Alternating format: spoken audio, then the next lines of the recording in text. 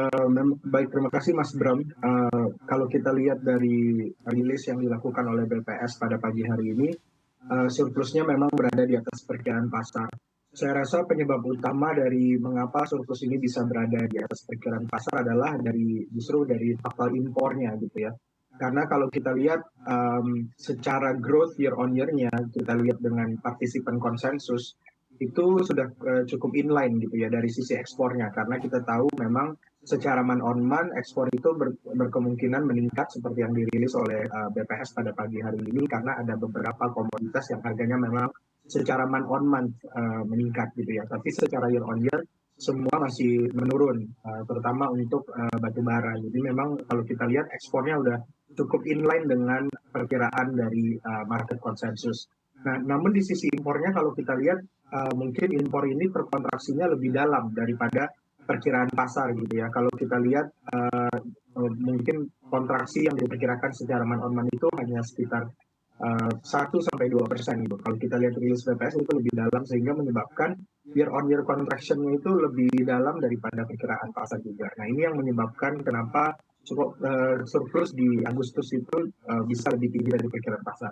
Nah, kemudian bagaimana kita memaknai surplus yang lebih tinggi dari perkiraan pasar ini gitu ya. Untuk melihat ini kita tidak bisa hanya berpaku pada 1 bulan saja karena menurut saya yang matters itu adalah tren dari surplus itu sendiri. Memang surplus kita masih berlanjut kalau tadi Mas Bram sampaikan sudah 40 bulan terakhir gitu ya berturut-turut kita mengalami surplus neraca perdagangan. Tapi kalau kita lihat, kita bandingkan dengan periode yang sama di tahun lalu, surplus kita ini terus mengalami penurunan. Nah, terutama untuk secara kuartalan gitu ya. Kalau kita lihat di kuartal 2 lalu juga surplus kita hampir 50% lebih rendah daripada kuartal 2 tahun 2022. Nah, di kuartal 3 ini kami perkirakan dengan realisasi di Juli dan Agustus ini juga kami perkirakan surplus neraca perdagangan kita akan lebih rendah daripada tahun lalu di kuartal 3 2022. Nah, ini yang kami lihat mengapa transaksi berjalan kita itu di kuartal 2 tahun 2023 lalu itu mengalami defisit 0,5% dari GDP Indonesia. Sementara kalau kita lihat periode-periode kuartal sebelumnya di Q1 tahun ini, di Q4 tahun lalu, itu kan current account atau transaksi berjalan kita masih mengalami surplus ya, karena memang surplus perdagangannya itu besar. Nah, sekarang surplus perdagangannya ini mengecil, tapi komponen lain dalam transaksi berjalan itu meningkat gitu ya, seperti misalnya neraca jasa dengan adanya pembukaan ekonomi di berbagai negara, turis kita mulai keluar negeri, kemudian jasa-jasa transportasi masih tinggi harganya untuk ekspor impor. Ini juga menyebabkan transaksi berjalan kita kembali defisit di Q2 2023 gitu ya Mas Bram. Oke, baik. Pak Faiz, tadi Anda katakan begitu ya, yang mana juga kita melihat secara data memang impor di Agustus ini turun. Sebetulnya dengan turunnya impor ini sebetulnya dicermati dengan baik atau justru memang ini target pemerintah atau sebetulnya ada masalah di industri kita? Oke, kalau kita lihat memang kita belum bisa bilang bahwa impor kita ini recover secara full dibandingkan dengan level pre-pandemi gitu ya. Ada beberapa faktor tentunya yang berkontribusi terhadap penurunan dari impor ini.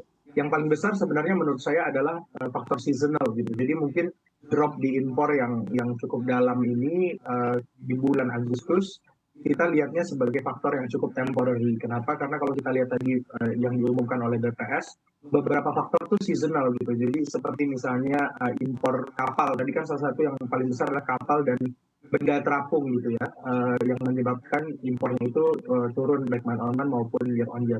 Nah, ini yang kita lihat sebagai faktor seasonal. Nah, untuk kedepannya melihat tren ini seperti apa, kita lihat trennya ini mungkin masih akan meningkat. Kenapa? Karena kalau kita lihat di komponennya, faktor impor konsumsi misalnya gitu ya, itu masih tumbuh robust di 15%-an. Kemudian kita lihat data PMI manufacturing kita yang dikeluarkan oleh lembaga internasional yang kredibel, itu juga menunjukkan ekspansi yang masih lebih tinggi daripada bulan sebelumnya. Itu artinya indikasi bahwa domestic demand kita tuh gradually memang mengalami perbaikan. Artinya memang ke depan tren yang persisten yang kita lihat dari sisi impor ini adalah cukup akan meningkat walaupun gradual. Nah, kenapa meningkatnya gradual tadi salah satunya banyak program-program pemerintah juga yang mengoptimalkan untuk apa namanya komponen dalam negeri, kemudian juga apa namanya produksi dalam negeri kita juga cukup ample untuk beberapa komoditas raw materials. Ini juga menyebabkan impor kita juga belum kembali ke level pre-pandemi gitu ya. Nah, di sisi lain, ekspor yang turun signifikan karena global economy yang weakening, itu juga menyebabkan impor raw materials ini juga menjadi lemah gitu ya. Karena kalau kita lihat memang apa yang kita ekspor itu kan juga membutuhkan raw materials yang kita impor sebenarnya. Jadi kita olah di dalam negeri, kita ekspor, sehingga ekspornya turun, final demand dari ekspor turun, itu menyebabkan impornya juga turun gitu. Tapi khusus bulan Agustus ini kita melihatnya sebenarnya itu ada banyak seasonality di dalamnya. Salah satunya yang saya sebutkan tadi, salah satu komponennya adalah kapal dan minyak terapung itu. Kalau kita lihat sebenarnya itu sudah meningkat di bulan Julinya. Jadi emang ini kemajuan 1 bulan aja ya. Kalau tahun lalu kan itu di Agustus gitu. Jadi memang ada faktor seasonality di situ. Jadi ke depan kita bisa expect mungkin impornya akan gradually crawling up. Sementara dari sisi ekspor, kalau kita lihat trennya lebih persisten gitu ya, lebih konsisten dan persisten karena memang faktor utamanya adalah harga komoditas yang trennya terus menurun dan juga volume yang melambat pertumbuhannya untuk ekspor karena balik lagi global ekonomi kita memang mengalami perlambatan terutama akibat peningkatan suku bunga acuan di negara-negara mitra dagang yang sangat agresif.